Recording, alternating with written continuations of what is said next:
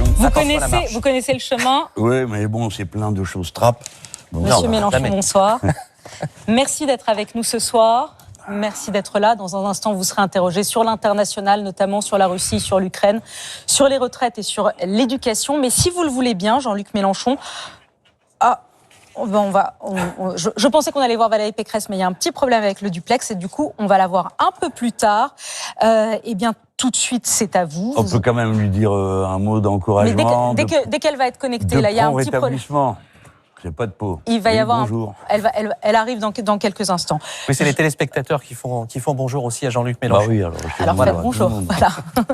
Jean-Luc Mélenchon, vous en êtes à votre 3e campagne électorale. Si vous deviez juger celle-là à l'aune des 2 précédentes, qu'est-ce que vous diriez?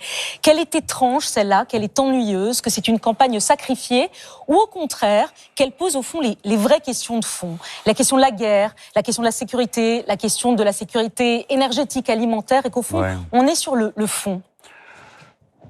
Une campagne, ça n'a pas à être ennuyeux. Par définition, c'est un grand moment de la vie d'une démocratie. Pour des militants politiques comme moi qui consacrent leur vie à la politique, c'est un moment extrêmement exaltant. Tout le monde s'en mêle, tout le monde a un avis sur tout.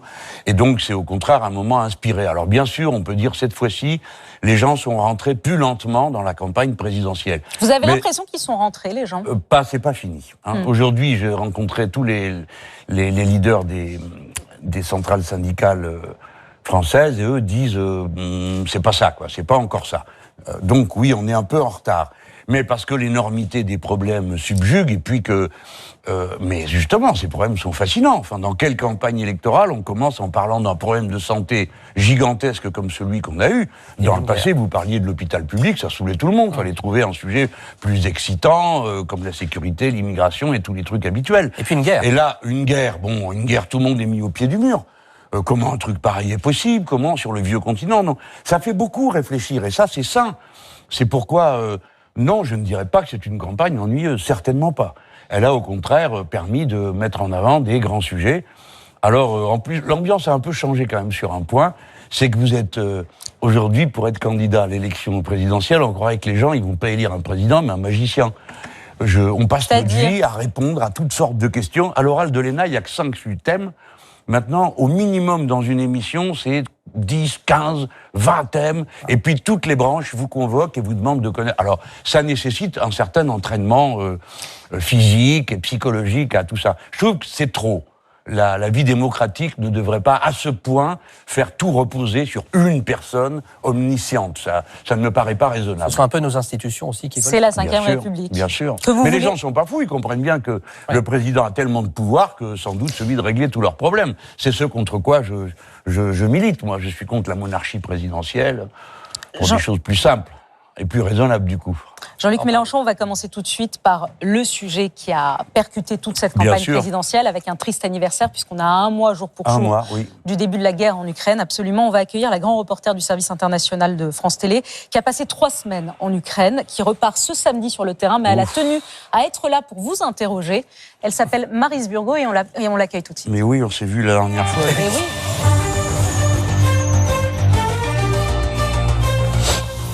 Oui, vous avez raison de dire, vous l'avez vu la dernière fois. Oui. Bonsoir Bonjour, Maryse. madame.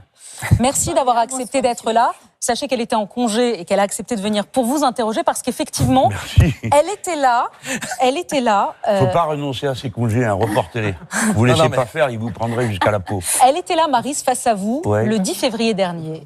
Vladimir Poutine n'avait pas lancé son offensive en Ukraine. C'est vrai. La guerre n'avait pas commencé. Elle vous avait interrogé sur cette possible guerre.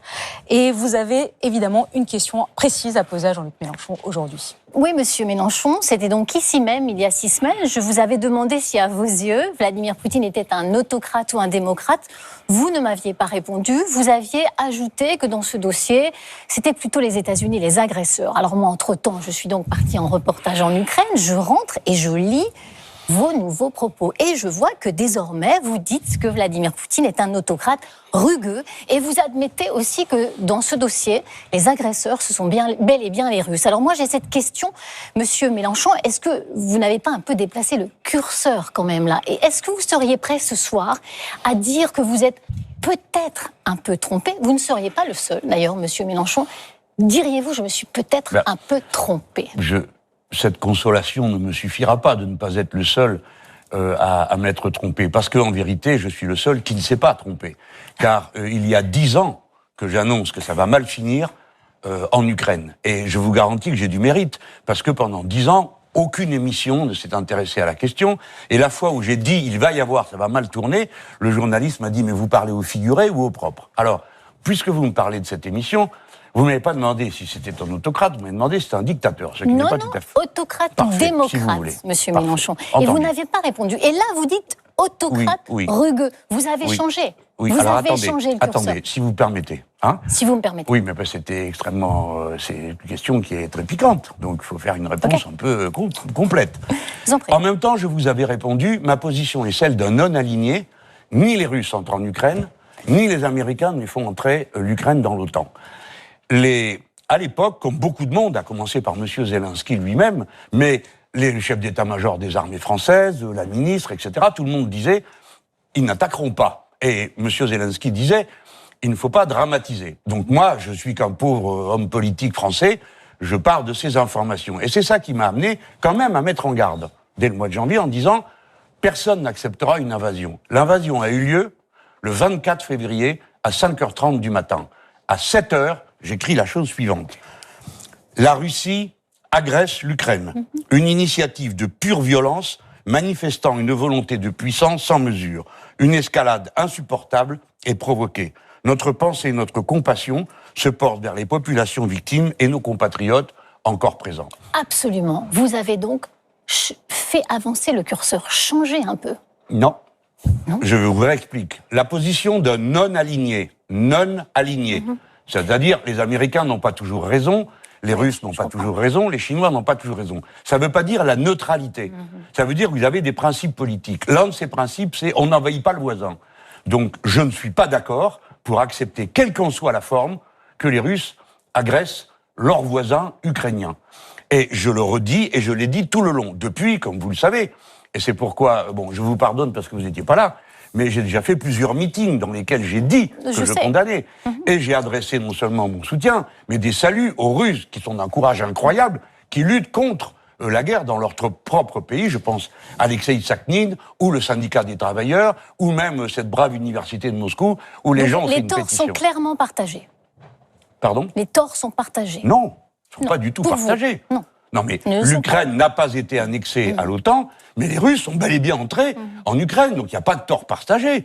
La Russie de M. Poutine est exclusivement responsable de cette catastrophe pour l'Europe, et il a fait avec une stratégie qui est particulièrement audacieuse, c'est la stratégie du fou au fort, c'est-à-dire qu'il nous met tous au pied du mur, de lui provoquer une guerre, et donc ce serait forcément une guerre nucléaire. Par conséquent, nous sommes tous pris à revers. Et nous agissons en tâtonnant, en tâchant de mettre au point une stratégie de réplique qui soit efficace. Et admettons qu'on n'était pas bien préparé. Moi, c'est ce qui me surprend le plus. Sur la réplique, justement, parce qu'elle a aussi des questions à vous demander sur ce qu'on fait maintenant, mais peut-être que, au fond, la question sur le changement de curseur... Mais j'aimerais vous convaincre, parce que, si vous voulez, ma difficulté est d'arriver à faire comprendre ce qu'est le non-alignement.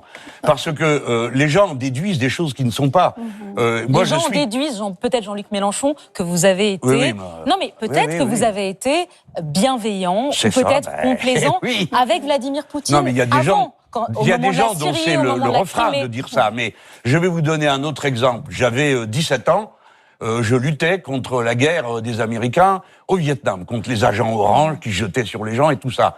Et le 20 août de l'année 1968, les Russes sont entrés en Tchécoslovaquie, nous avons immédiatement... J'ai commencé à dire ça, c'est pas acceptable. Et je serai comme ça toute ma vie. Je ne suis pas aligné, je ne veux pas de maître du monde. Et puis comme je suis français, j'en profite au passage pour à chaque fois essayer de tirer l'avantage pour mon pays. Là, nous devrons avoir une discussion avec les Russes sur la sécurité des frontières, mais pas qu'avec eux. Mais nous, Français, on a des choses à demander, pardon. Mais je termine sur ça. Il faut qu'ils démantèlent leur système de missiles de moyenne portée, 500 km 5000, parce que c'est pour nous que ces armes sont déployées. Qui voulez-vous que ça atteigne d'autres que nous? Par conséquent, ça fait partie de nos demandes de Français s'il y a une réunion extraordinaire sur les frontières comme je le souhaite. Alors, pour ce qui est des solutions, Monsieur Mélenchon, vous avez l'Union européenne qui a proposé de livrer des armes à l'Ukraine. Il me semble vous avoir entendu dire que vous, président de la République, si la France était attaquée, votre réplique serait militaire et terrible. Ce sont vos mots. Donc, vous ne vivez pas dans un monde de bisounours. Non. Si la France est attaquée, vous utiliserez notre armée pour défendre la France. Oui. Pourquoi est-ce que vous, président, vous ne livrez pas des armes aux Ukrainiens ? Pour ne pas entrer en guerre. Alors, d'abord, commençons par dire une chose. La doctrine française de tous les présidents de la République, depuis le général de Gaulle, c'est la dissuasion. Donc, nous devons, tous ceux qui sont candidats à cette fonction, répéter que dans le cas où quelqu'un prendrait un seul de nos cheveux, il lui en cuirait sur le territoire. Alors, on a étendu, maintenant on dit les intérêts vitaux. Moi, j'aime pas cette formule, je la trouve un peu trop vague. Alors, ça, c'est pour la France, pour qu'on se comprenne bien. Maintenant, pour ce qui concerne la guerre avec les Russes, je viens de vous le dire, nous sommes pris à revers. Parce que si nous envoyons des armes, nous sommes des gens responsables et raisonnables. Nous n'allons pas nous contenter de dire nous allons nous battre jusqu'au dernier Ukrainien. Nous irons d'ailleurs. Il y a plein de gens qui sont battus en guerre aujourd'hui. Moi, je peux vous dire que si j'estimais que ça servait à quelque chose, je m'enrôlerais. Bon, ils prennent peut-être pas un homme de 70 ans, mais il y en a des plus jeunes qui pourraient pas se contenter de donner des conseils, mais y aller eux-mêmes. Or, je trouve que si la France s'engageait, ça veut dire qu'on entre en guerre. Je ne suis pas pour qu'on entre en guerre. Je m'en tiens à une formule qui est d'ailleurs fait assez consensus. Que ce soit l'ex-président Sarkozy ou l'actuel président Macron, tout le monde dit la même chose. C'est la formule de Sarkozy, soit c'est la diplomatie, soit c'est la guerre totale. Alors je fais le choix de la diplomatie, mais je suis obligé de vous dire, madame, bien franchement, que je considère que c'est un désastre. Parce que personne n'a rien prévu dans le cas où on serait mis au défi, alors que tout le monde annonce depuis des années que les Russes sont des dangers publics ambulants, etc. Et qu'est-ce qu'on voit ? C'est qu'il n'y a rien de prévu. Oui, on parle beaucoup, Emmanuel Macron parle beaucoup, mais rien ne semble fonctionner. Donc, pourquoi pas, que reste-t-il ? Que livrer des armes aux Ukrainiens, les aider, vous voyez ce qui se passe. Moi, j'étais à Kharkiv, la deuxième ville du pays, totalement bombardée, des civils. Comment est-ce possible Mariupol rasé à 90%. Ça, oui, ce sont des crimes de guerre, ça. Absolument. Ça, ce sont des crimes de guerre. Qu'est-ce qu'on fait ? Moi, président, je ne livre pas d'armes aux Ukrainiens. Je m'interroge, oui. Mais bon. Okay. Vous choisissez. Non, mais si vous voulez... Attendez, mais je veux être franc avec vous. Si les Français veulent des gens qui livrent des armes et entrent en guerre avec la Russie, ils votent pas pour moi, parce que je ne le ferai pas. Je ferai la diplomatie jusqu'au bout. Je poserai des objets diplomatiques. On peut livrer des armes et nous n'entrons pas en guerre. Déjà, nous ne sommes pas en guerre, nous livrons. Donc à quoi bon en parler davantage ? Pourquoi faire ? Pour faire monter la sauce ? Donc il faut le faire sans le dire, c'est ça ? Mais il faut se rendre compte que le risque de guerre totale existe. Nous avons affaire à un régime qui s'est mis lui-même en impasse politique. C'est-à-dire maintenant, il est obligé de gagner. Et nous sommes obligés de le faire perdre. Donc nous avons intérêt à bien cibler ce que nous faisons. Ma tactique de combat, elle est politique. C'est-à-dire encourager tout ce qu'on peut qui désorganise la Russie et on frappe les oligarques. Pardon de dire que... Pourquoi les oligarques ? Parce que ce sont les fortunes qui entourent Poutine et que c'est eux qu'il faut frapper parce que c'est eux qui auront intérêt à arrêter la guerre. C'est vrai, vous avez raison, on les frappe, ça ne change pas Poutine. Non, on les frappe pas beaucoup, figurez-vous. Pardon, moi je veux pas critiquer mon pays quand il est en guerre, quand il est dans une situation comme celle-là. Nous livrons du matériel, on en fait déjà beaucoup, et c'est pas la peine d'en rajouter, de rendre la tâche encore plus difficile à ceux qui ont à s'en occuper. Mais tout de même, la réalité, c'est que nous ne frappons pas les oligarques. En France, on leur a pris 2 yachts, si vous voulez, on peut en prendre plus. Moi, je vous organise ça comme vous voulez. Avec toute la CGT portuaire de la côte du Sud, on vous trouve où ils sont. De même, on leur a saisi 32 appartements. Tant mieux. C'est tout, et 150 millions. Il y a beaucoup plus d'argent qui circule. C'est eux qu'il faut frapper. Parlons de ce que vous proposez. Vous dites, envoyons des membres de l'OSCE, cette unité internationale qui essaie de maintenir la paix, la sécurité. Envoyons des casques bleus de l'ONU. Alors moi, l'OSCE, je les ai vus quitter l'Ukraine parce que c'est une organisation qui est totalement en crise. Et les casques bleus de l'ONU, on se demande bien quel pays va accepter d'envoyer en Ukraine une partie de vous. Si moi je suis le président, j'envoie les Français faire casque bleu devant les centrales nucléaires. Sérieusement, monsieur. Non mais je suis très sérieux, pardon. Vous pensez que l'OSCE et les casques bleus de l'ONU vont arrêter Vladimir Poutine ? Pardon madame, non, ça ne serait pas leur rôle. Arrêter Vladimir Poutine, il faut y déployer du matériel, c'est-à-dire des chars, c'est-à-dire des avions, c'est-à-dire des bombes. Je suis en train de vous dire deux choses. L'OSCE n'est pas une organisation qui a des combattants. C'est une organisation internationale d'organisation pour la sécurité et la coopération en Europe. Elle a été décidée, sa création, au moment de la guerre froide. Bien. Et justement pour s'occuper de ce type de problème. Donc moi, ma proposition, c'est qu'il y ait une session extraordinaire de l'OSCE où on met tous les problèmes sur la table. Qui a des problèmes de sécurité dans cette histoire et on tâche de les régler. Ça s'appelle la diplomatie. On peut considérer que ça sert à rien et qu'il faut se battre tout le temps. Bon, premier élément. Deuxième élément, les casques bleus. Ça n'est certainement pas leur rôle d'aller se battre. Mais par contre, c'est leur rôle de faire une force d'interposition. Il y a 17 réacteurs nucléaires en Ukraine. C'est extraordinairement dangereux. Donc je pense que le monde, la communauté humaine mondiale, doit s'assurer de la protection de ces 19 sites. Monsieur Mélenchon, ces réacteurs. J'étais à Zaporijjia, j'ai vu comment les Russes ont bombardé cette centrale nucléaire. Et quelle chance extraordinaire nous avons eue. On est passé tellement près de la catastrophe. Vous voyez que j'ai raison. Oui, mais je ne vois pas comment l'OSCE, que je connais parce que je les ai vus quitter... Je parle pas de l'OSCE, je parle des casques bleus de l'ONU, là. C'est pas l'OSCE, c'est deux choses différentes. Non mais entendu, je comprends votre objection. Vous dire, pourquoi il s'arrêterait?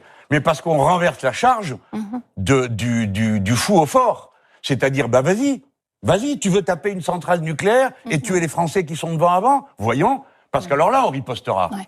Mais attendez, madame, j'essaye d'expliquer que c'est pas... Vous êtes bien plus sensible que d'autres puisque vous avez vu les choses de près. Donc, vous vous rendez compte que c'est pas un jeu. Je ne vous ferai jamais une accusation de ce type.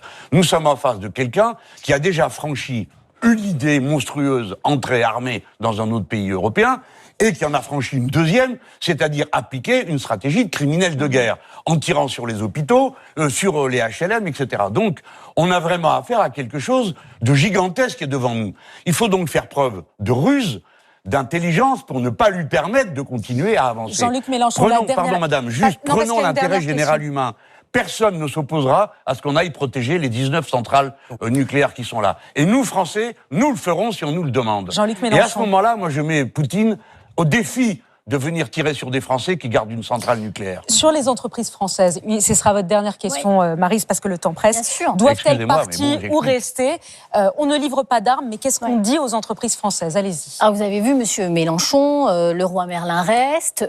Total Energy a décidé que d'ici 2022, je prends quelques exemples, que d'ici 2022, ils n'achèteraient plus de pétrole russe, mais ils vont continuer à prendre le gaz. Alors vous avez d'ailleurs Yannick Jadot qui accuse le PDG de Total de crimes de guerre. Il a raison ou non? Ça vous fait... Il n'accuse pas de crimes de guerre, il accuse de complicité. De complicité de crimes de guerre.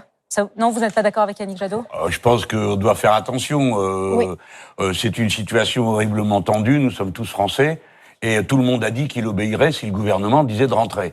Donc, doucement, avec les noms d'oiseaux, c'est peut-être pas le moment, quoi. Mais on dirait presque que vous rejoignez ce grand patron, monsieur Mélenchon, ce qui ne manque pas de sel, parce que d'une certaine manière... Oui, ça arrive des fois, puisque vous dites, en fait, que vous êtes un peu opposé, en fait, à l'embargo sur le pétrole et le gaz. Vous dites que c'est inutile.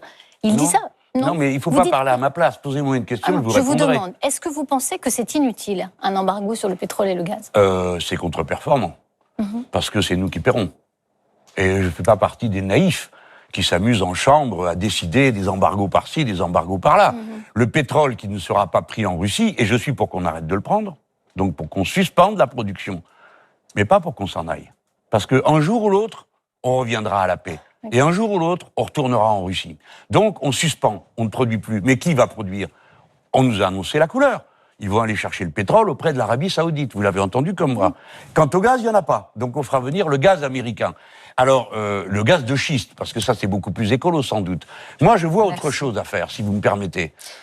C'est que si nous ne voulons pas être pris à la gorge par le prix du pétrole, il y a une chose à faire. Décidons qu'il y a un prix de gros, ça fait 10 jours que je me tue à répéter ça, qu'il y a un prix de gros pour l'électricité, il n'y en a pas pour l'essence. Fixons un prix de gros stable, nous Européens, on est 450 millions. Qui va nous résister? On dit donc, il y a un prix de gros, c'est 1,40 € par exemple, et on ne paiera pas un centime de plus. À ce moment-là, on a une mesure efficace. On peut dire, votre pétrole, vous le gardez. Et on dira aux Saoudiens, vous nous amenez votre pétrole, mais à quand? pas au prix que vous avez décidé, parce que ça fait un mois que la fête dure pour vous, que vous vous remplissez les poches pendant que nous on tire la langue. Merci Jean-Luc Mélenchon. Vous connaissez le principe de l'émission. Oui, ça va très vite et il y a beaucoup d'intervieweurs. Moi, je suis pas assez rapide. Qu'est-ce que vous voulez? Non, vous êtes parfaitement rapide, mais Merci madame, bon courage. Merci Marie. Et vous êtes nos yeux et nos oreilles, alors ayez soin de vous. Ok. Laurent, Oui, une question avant d'accueillir. Oui, on a posé 2 Francis questions Letellier. à notre assemblée de téléspectateurs. La première sur l'attitude à adopter vis-à-vis de Vladimir Poutine. Faut-il maintenir le dialogue ou le rompre?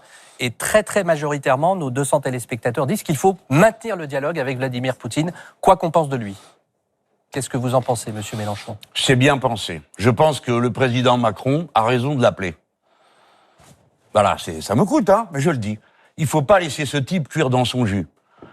Il faut qu'à la première occasion où on sent qu'il y a une possibilité qu'il recule ou qu'il accepte de discuter, et surtout de cesser le feu, arrive à lui faire comprendre qu'il doit cesser le feu. J'ai lu des gens qui disaient il faut pas lui parler tout le temps, mais alors qu'est-ce qu'on fait? Je pense que c'est une bonne chose de lui parler et de saisir la première occasion qu'il arrête de tirer. Parce que et puis après le reste ça viendra tout seul. Deuxième question.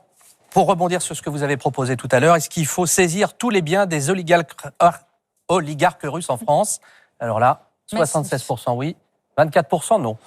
On va leur courir derrière, comptez sur moi. On passe désormais au thème de la retraite. Jean-Luc Mélenchon, vous souhaitez revenir sur l'âge légal du départ à la retraite, le ramener à 60 ans si vous êtes élu. Pour vous interroger, on accueille le présentateur de Dimanche en politique, Francis Letellier.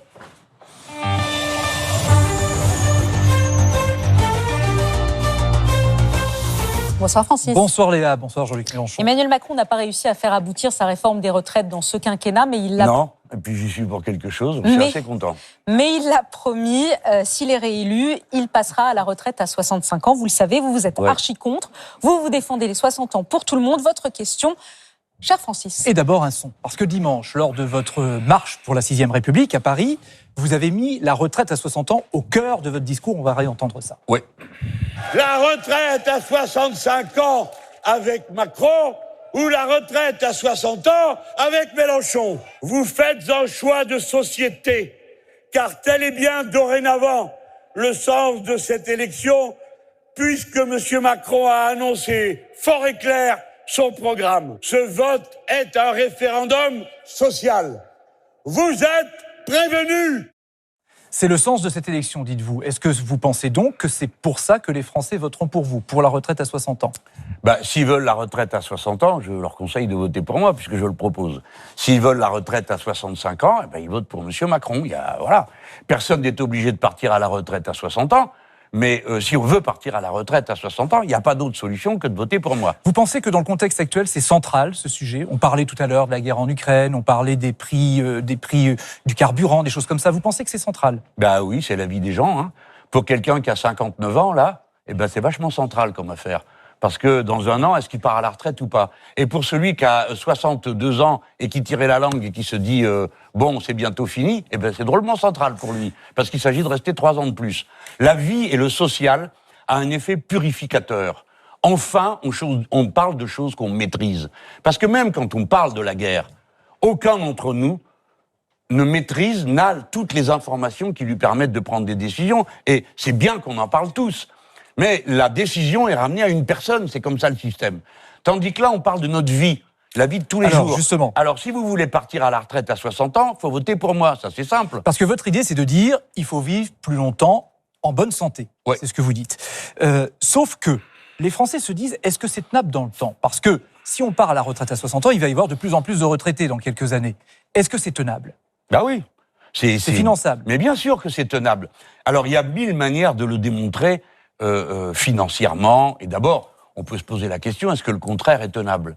C'est-à-dire quand vous allez commencer à avoir des gens qui travaillent dans les EHPAD qui ont le même âge que les gens qui s'y trouvent et qui y sont accueillis. Est-ce que vous croyez que c'est tenable de repousser sans arrêt l'âge de la retraite? Parce que ça augmente d'autres coûts. Ça augmente les coûts du chômage, ça augmente les coûts de la dépense maladie, parce que ça rend malade. Je vous pose carrément la question, est-ce que c'est tenable, le système des retraites, avec de plus en plus de retraités, financièrement? Oui, bien sûr. C'est financé? Oui, bien sûr, c'est financé, absolument. Comme on a fait après 81. Combien il y a de déficit aujourd'hui? 3 milliards. Bon. Je vais vous montrer pourquoi c'est une décision idéologique de la part de M. Macron. M. Macron a dit, je vais faire le plein emploi, vous l'avez tous entendu. Alors, je prends le plein emploi au sens libéral du terme, 5%. Parce qu'ils estiment que 5% de chômage, au-delà, si on descend trop, ça va faire de l'inflation parce que les gens vont voir leur salaire augmenter. S'ils croyaient à ce qu'il dit, ça veut dire que ça créerait 800 000 emplois de plus à la fin du mandat. 800 000 égale 6 milliards de cotisations, 2 fois le déficit actuel. Donc pourquoi changer un système alors que, d'après ses propres affirmations, la caisse serait en équilibre? En ce qui me concerne, bien sûr qu'il y a des conditions pour passer à la retraite à 60 ans, pour financer. Mais bon, on finance. Il faut déjà 40 ans de cotisation. Ah, évidemment. Voilà. 40 ans de cotisation, vous partez à taux plein. Maintenant, supposons, écoutez, si vous avez une carrière complète, même si c'est pas le niveau que vous devriez atteindre, vous aurez tous 1 400 €, c'est-à-dire le SMIC. Pourquoi ? Parce que la retraite, c'est un salaire différé. Ce n'est pas un cadeau, une faveur que fait l'État. Vous cotisez pour ceux qui sont à la retraite l'année où ils partent à la retraite. Et donc, puisque le système de base, c'est le travail, alors on donne à quelqu'un ce qu'on donne au minimum quand on travaille. Avant de passer à la suite, si Emmanuel Macron est réélu, lui, il dit 65 ans. Il a le droit. Hein. Tout à fait. Dans ce cas, vous seriez dans l'opposition. Qu'est-ce que vous faites ? Vous appelez les Français à descendre dans la rue ? Ce serait le 3e tour social ? Moi, je me mêle pas de vous dire ce que je ferai dans une hypothèse qui ne me convient pas. C'est-à-dire où j'aurais perdu. Non, mais écoutez, chacun son tempérament. Bien sûr. Moi, quand je suis dans une bataille, je suis pas en Juste train pour que les d'imaginer Français que se c'est la préparent, déroute et tout peut-être. ça. Non, je vais gagner. Dans ces cas-là, on va la poser différemment. Si jamais il fait la réforme à 65 ans, s'il est réélu, vous pensez qu'il y aura un grand soir social et que ce sera le retour de... Vous savez, ça n'a jamais existé. J'entends bien, le grand mais en soir. tout cas, le retour des grèves et des blocages. Bah, évidemment. Et d'ailleurs, aujourd'hui, je viens de faire ma petite tournée. Et ils m'ont dit, les dirigeants syndicaux, ils m'ont dit, écoute, tu dis ce que tu veux comme dirigeant politique, mais nous, on préfère te dire une chose. C'est que si par hasard ils gagnent, pour nous, ça s'imposera pas. Donc, on mènera la lutte. Et moi, c'est pourquoi dimanche, j'ai dit quelque chose qui sonne un peu bizarrement aux oreilles, mais j'ai dit, écoutez, si vous voulez vous épargner à recommencer la grève qui vous fait perdre des sous et tout ça, eh ben, vous votez pour moi, parce qu'avec un bout de papier, vous avez gagné. En ce moment, il y a des Français qui cotisent, qui espèrent partir à la retraite à 61, 62, 63, 64, voire plus tard, parce que c'est comme ça. Aujourd'hui, il faut un certain nombre d'années de cotisation pour partir. Oui, puis il y a des malus si vous n'avez pas le taf. Si vous mettez en place la retraite à 60 ans, ces gens-là, ils auront cotisé trop. Qu'est-ce qui se passe pour eux ? Vous les remboursez ? Je crois que vous n'avez pas compris le truc. Hein. Mais si, j'ai compris. Mais non, mais je vous explique. Les cotisations, c'est une cotisation. Tu ne cotises pas pour toi. Ça, c'est la retraite par capitalisation. Donc ça restera dans le système. La retraite par capitalisation, vous mettez des sous de côté pour vous. Et les sous, ils ne voyagent pas dans le temps, d'ailleurs, hein, soit dit par parenthèse. Mais quand vous êtes dans le régime par répartition, vous payez pour les autres. Donc personne n'a payé en trop. Tout le monde a payé juste ce qu'il fallait pour faire tourner le système. Donc on remboursera personne. Parce que ça n'a pas de sens de rembourser de quelque chose qui a été dû aux autres. Alors, dernier élément, il se peut que, il faut être technicien, hein, à la faveur des circonstances, l'actuel système soit plus profitable que l'ancien. On a la tête, on a des nœuds au cerveau. Oui, là, c'est bien compliqué. Il y a une réponse, on l'a fait en 81. On a dit, écoutez, soit c'est le système qu'on vous propose, soit c'est le précédent si vous est plus favorable. C'est ce que vous ferez, c'est ce que vous ferez. Oui, bien sûr. Parce que la retraite, ce sont les cotisations sociales, vous venez de nous le rappeler. Oui, ça veut du salaire. Est-ce que ça veut dire qu'il faut s'attendre dans les années qui viennent à une augmentation des cotisations sociales ? Ça ne sera pas la principale source, parce que sinon on n'y arriverait pas. Hein. Y a toutes sortes de sources de financement. Par exemple, vous savez, aujourd'hui, les entreprises peuvent jouer avec leur trésorerie sur le bon plan. Et cotisent pas pour les se mettre à se faire cotiser. Les plus hauts salaires, ils cotisent plus. On les mettra à cotiser. Ensuite, il y a une règle que tout le monde connaît, c'est que si on paye les femmes comme les hommes, ça met le système d'équilibre. Donc les cotisations augmenteront pour certains. Attendez, bien sûr. Pour ceux qui gagnent le plus, mais il ne faut pas non plus s'affoler. Il faut voir ce que ça rapporte et ce que ça coûte. Ce que ça rapporte, c'est du bonheur pour tout le monde. Qu'est-ce que ça coûte ? Je vais vous dire. Plus 0,25 d'augmentation de la cotisation par an. De combien augmentent en moyenne les salaires actuellement ? De 1 à 2%. Ce qui veut dire que cette augmentation de la cotisation ne mangera pas l'augmentation de salaire. Par conséquent, c'est indolore. Alors, Francis, c'est la dernière question. Dernière question. Alors, près de 3 millions de Français cotisent en ce moment à un plan épargne retraite. C'est-à-dire qu'ils mettent de l'argent de côté pour améliorer leur retraite, c'est de la capitalisation. Est-ce que vous mettez fin à ça ? Les gens font bien ce qu'ils veulent. Hein. Mais pour ce qui est de l'avantage fiscal, non, c'est fini.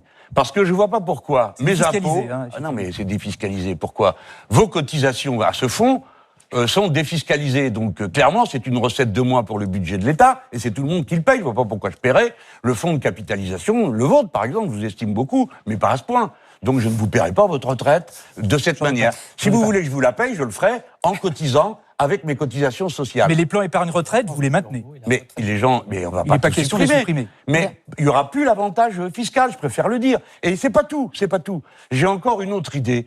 C'est comme pour l'assurance vie. Hein, il y a là-dedans, il y a 1500 milliards. Donc, si la moitié, 1 euro sur 2, part en investissement à l'étranger, eh ben alors, l'euro sur 2 qui part à l'étranger, il n'aura pas d'avantage fiscal. Je le préviens les autres pour l'assurance vie. Eh ben pour eux, c'est pareil. Tout argent investi à l'extérieur ne donne plus droit à aucun avantage fiscal. C'est clair. Alors ça m'étonne parce que... Pourquoi ça m'étonne votre réponse? Parce que ceux qui peuvent mettre de l'argent de côté sont ceux qui ont les moyens. Alors moi, je m'attendais à une réponse qui était de dire, ben non, il n'y a pas de raison qu'il y ait des différences entre les gens qui ont les moyens et ceux qui n'ont pas les Ou alors moyens. vous avez mal suivi, monsieur Letellier, je n'arrive pas à le croire. Écoutez-moi, les gens, pourquoi ils font ça? Ils sont comme vous, ils sont malins.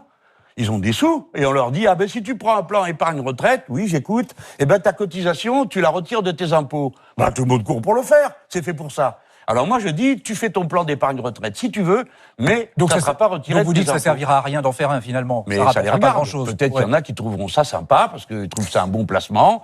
Bon, voilà. On Mais moi, en tout retiendra cas, que c'est Jean-Luc fini. Mélenchon ne payera pas votre retraite. Absolument, Francis Letellier, c'est Non, ce que je ça, retiens. je le paye, je la paie à la votre cotisation. aussi. C'est ce que je Sauf retiens. par la Madame cotisation, Salamé. si j'ai compris. Ne dites pas ça, vous allez faire de moi un radin, c'est pas le cas.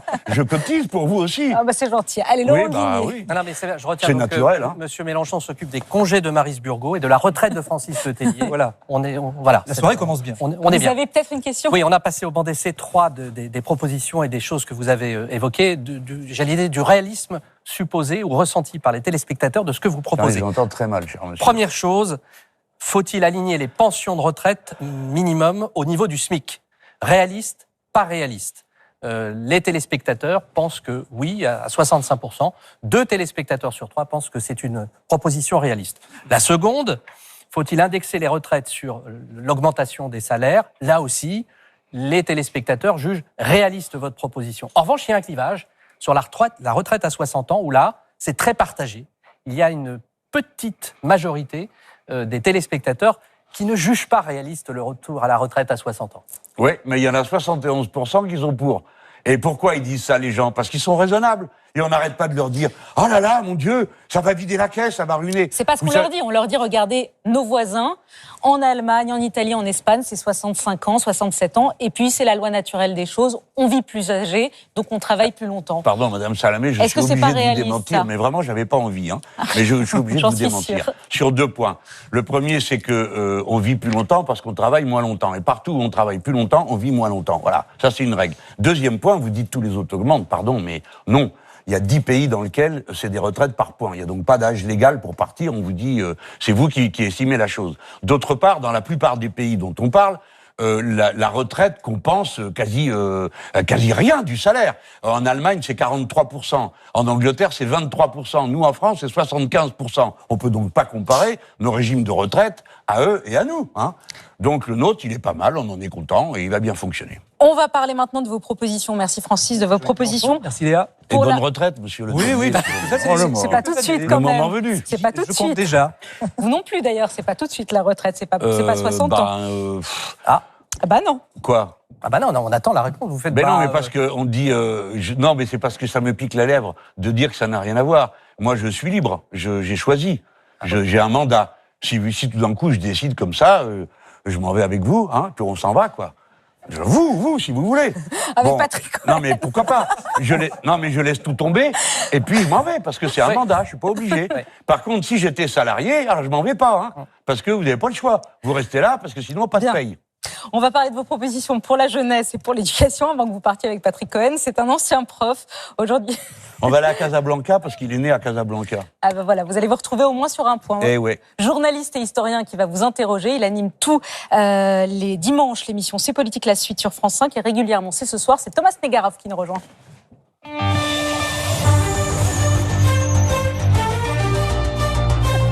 Non mais ça va, il n'est pas encore parti, monsieur Snegarov. Commencez pas à le plaindre tout de suite. Non, mais il est hyper content. Il est hyper content. On lui posera la C'est pas question. l'effet qui me fait. Thomas, bonsoir. Vous vous êtes penché sur les propositions pour l'école de Jean-Luc Mélenchon. Oui. C'est un sujet qui est important pour vous, Jean-Luc Mélenchon. Et d'abord, une question de forme. Oui, j'ai bien lu votre programme. Il y a de nombreuses pages consacrées à l'éducation nationale et à la jeunesse. Et c'est écrit en écriture inclusive. sur le site. Hein. Et oui, alors, est-ce que ça veut dire que pour vous, à l'école, on doit enseigner l'écriture inclusive, le pronom IEL, par exemple, etc. Ou pour vous, c'est Ah non, des, mais IEL, c'est marrant. Non, mais attendez, commençons par dire les choses comme elles sont. Le programme dont vous parlez, c'est celui qui est sur le site, et mes camarades ont trouvé drôle de faire ça, et significatif. Bon, l'écriture inclusive, aujourd'hui, c'est pas une proposition d'écriture, c'est un combat politique que je partage, qui est de dire, nous avons un problème de toutes les manières possibles, tout est genré, les mots sont genrés, etc. Après, bon, je vais peut-être passer pour quelqu'un d'une autre époque, mais moi, j'arrive pas à lire l'écriture inclusive, donc quand même, l'écriture, c'est fait pour être lu. Donc j'ai du mal. Mais pour autant, je comprends de quoi il s'agit, et je le prends pour ce que c'est avec bonhomie. Vous me parlez de IEL, par exemple. Alors les gens ont fait toute une histoire, parce que c'est un pronom indéterminé, en quelque sorte. à la fois il et elle. Alors, oui, on a entendu, comme d'habitude, surgir le cœur de ceux, faut toucher à rien, la langue, elle est... Pas. Depuis le XVIIe siècle, on discute de savoir qui fixe le canon de la langue. Et il est convenu que c'est l'Académie française qui s'en charge. Bon.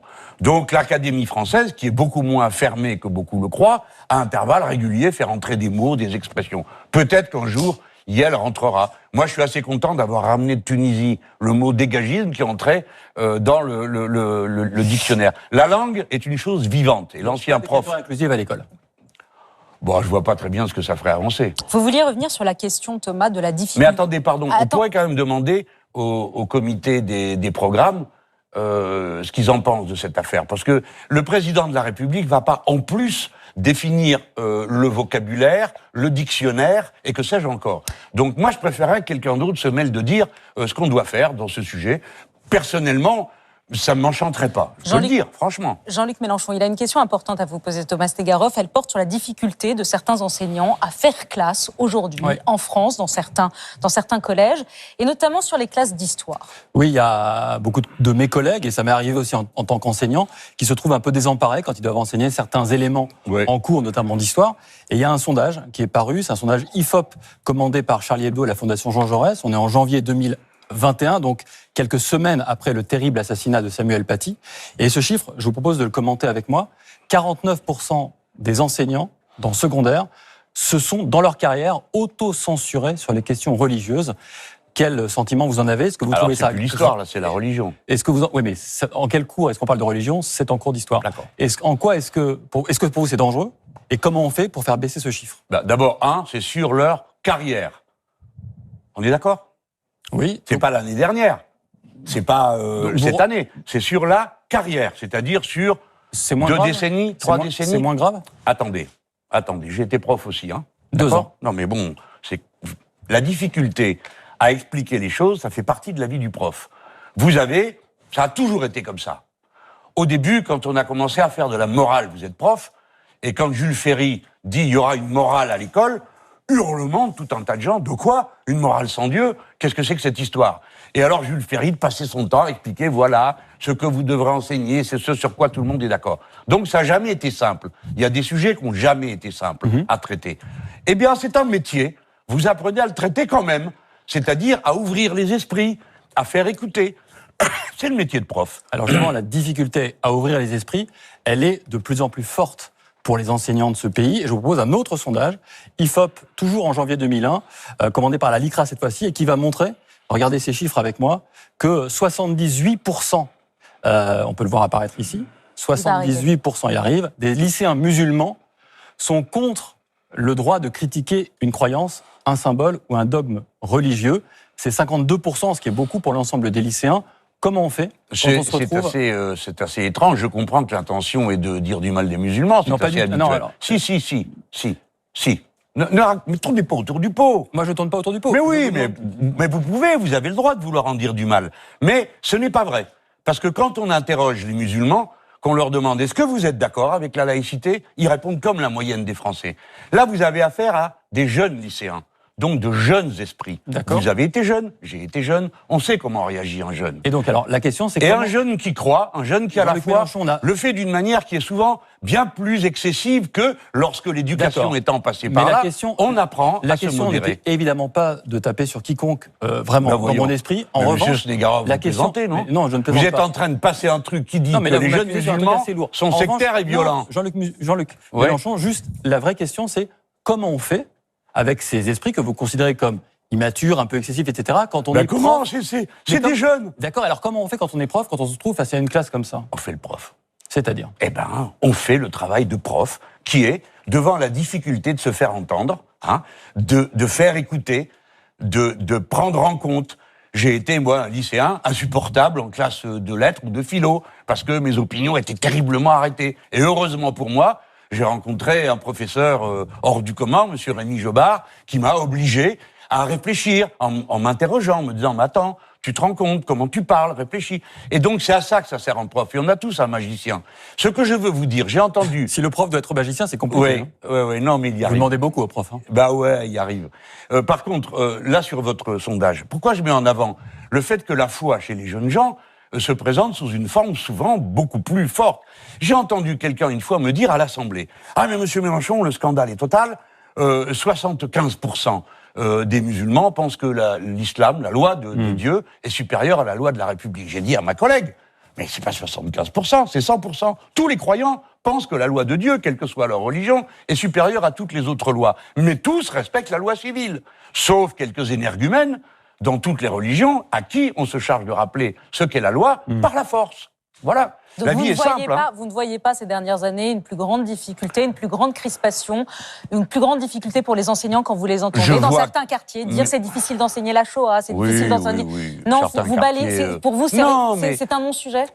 Mais non, c'est pas un non-sujet. Il y a plein de sujets qui existent comme celui-là. À un moment donné, on a même eu un problème avec des gamins qui étaient de toutes origines et qui croyaient pas au darwinisme. Ils croyaient pas à la sélection naturelle. Ils pensaient que Dieu avait créé les êtres pour toujours. Bon, mais c'est le rôle de l'école. L'école libère. L'école émancipe. C'est son travail. C'est pas dire comment ça se fait, vous n'êtes pas encore émancipé, comment ça se fait, vous êtes sectaire. Non, on travaille les jeunes esprits, on leur apprend comment on peut concilier la foi, le respect des autres. Ben, on le fait. Thomas, un dernier mot rapide. Vos Et puis collègues, Laurent. alors je vous dis Juste- pas, Madame juste Salamé, petit- je vous dis pas, c'est un non-problème. À chaque période, il y a ces problèmes. À la mienne, c'était d'autres. Et La les profs question, trouvaient c'est ça insupportable. la question que je Hein. posais était plutôt de savoir comment on les affronter et comment on essayait de les régler parce que l'école doit être le lieu où on vit ensemble. Mais oui, mais moi, je suis candidat à la présidence de la République, pas à diriger votre collège. D'accord ? Donc, ce que j'ai à vous dire, c'est faites votre boulot de prof et posez-vous des questions. Comment se fait-il qu'on consacre si peu de temps à former les enseignants au métier d'enseigner ? Comment se fait-il qu'il n'y a pas d'école de formation professionnelle à être enseignant ? Ne me parlez pas des IUFM qui arrivaient à la fin du truc. Qui n'existe plus. Oui, qui n'existe plus. Mais c'est tant mieux, parce que ça servait à rien. Ce qu'il faut maintenant, c'est que les jeunes profs qui veulent faire prof, ils entrent à la sortie du bac, on les paye pour ça, et ils passent tout leur temps à faire ça. Et notamment à apprendre, à enseigner. Parce qu'en France, il y a un problème. On a tout mis le paquet sur le niveau disciplinaire, ce qu'on appelle le niveau disciplinaire. T'es en maths, tu dois être une tête comme ça. T'es en littérature, tu dois être... Très bien, il faut être une tête comme ça pour ne pas enseigner n'importe quoi. Mais l'art d'enseigner, ça s'apprend. Être prof, c'est un métier. C'est pour ça que souvent, je proteste contre les gens qui ont des idées sur la façon de faire. Je dis, moi, enfin, c'est incroyable. Jean-Luc Mélenchon. Vous ne nous diriez pas comment faire fonctionner une centrale nucléaire, mais vous êtes foutu de me dire ce qu'on doit faire dans une salle de classe. C'est un métier. Jean-Luc Eh ben, Mélenchon. faut faire le métier. Pardonnez-moi, je suis obligée de vous couper, mais vous savez qu'on est tenu à des temps de parole. Donc on a le chronomètre pardon, qui c'est roule vrai. avec vous. C'est vrai. Une Alors, il ne question faut pas me encore. parler de sujets passionnants. Laurent, allez-y. Et voilà tout. Alors, un autre sujet passionnant qui tient à l'école sur les cantines scolaires, puisque vous proposez, depuis 2017 d'ailleurs, la gratuité des cantines scolaires. On a testé auprès de nos téléspectateurs le bien fondé de cette proposition. C'est balancé, hein. Oui à 51%, plutôt oui ou très favorable, et plutôt non, 49%. D'un mot, comment vous financez cette mesure, Monsieur Mélenchon? Non, mais dites pas des choses qui ne sont pas, où vous connaissez rien. Une balance. 24 plus 27, ça fait combien, à votre avis? 51, c'est une Oui, c'est ce que j'ai majorité. dit, oui. Qui c'est qui est très opposé? 13. Donc 51 d'un côté, 13 de l'autre, vous appelez ça balancer? Et les plutôt opposés, on les. On les compte pas? Non, bah allez, on les compte. Ardoise Magie. D'accord, Allez, d'accord. 46. Non, non. Magicien. 46. Ok. Et je voudrais connaître les raisons. Moi, je propose la gratuité de la cantine. Pourquoi? Parce qu'il y a 8 millions de personnes qui sont à l'aide alimentaire. Je veux être certain que les gosses mangent. J'ai vu Dans un lycée, j'ai vu le proviseur qui était un observateur et un bon prof, il m'a dit, ici on a un problème. On a des mômes qui s'évanouissent dans la journée parce qu'ils n'ont pas mangé. Bon, donc il faut qu'ils mangent. Deuxièmement, si je fais la gratuité totale de la cantine scolaire, c'est nous qui choisissons, enfin le maire et le directeur de l'école, qui choisit le repas. Et notamment qui peut dire, ici, tout est bio. Si tout est bio, vous avez un marché bio. Donc vous avez des paysans qui font du bio. D'un mot, on vous demande un pronostic. C'est une question de Laf qui a 63 ans en Haute-Garonne, qui est parmi les téléspectateurs. À combien estimez-vous vos chances d'être au second tour ? J'aime pas trop les paris. Donc moi, je suis un réaliste. Je pense que j'ai une chance d'y être. Honnêtement, j'aurais pas dit ça il y a quelques mois. Mais le travail, la patience, peut-être la comparaison, fait qu'un certain nombre de commentateurs disent que je peux y arriver. Alors ce serait un coup de tonnerre pour ce pays, parce qu'on passerait au deuxième tour, et ça serait pas l'extrême droite, si c'est M. Macron, comme on l'annonce, qui est présent. Donc je pense que tout le monde respirerait mieux après. Jean-Luc Mélenchon, merci. Peut-être un petit mot avant d'aller voir Valérie Pécresse. Fabien Roussel va arriver à votre place dans une grosse demi-heure. Un message en 10 secondes. Vous avez quoi à lui dire? Reviens, bonsoir, reviens. bonne soirée, attention, ils sont rugueux. Oh. Ne lui dites pas rejoins-moi, Fabien. Bah non, il est en campagne, il a imprimé ses bulletins de vote, ses professions de foi. Ça se règle plus là, c'est les électeurs qui règlent. Alors, si ces électeurs veulent que je sois au deuxième tour, bah ils vont faire un choix, comme on fait souvent les communistes. S'ils veulent pas, eh ben ils feront autre chose. Écoutez, je veux quand même dire un mot. Il n'y a pas de vote inutile. Je veux pas qu'on m'attribue une expression comme vote utile. Tous les votes sont utiles. Quel que soit le vote, c'est participer à la vie de son pays. Alors on va Mais par contre, pour moi, ça vaut la peine. Allez voir la candidate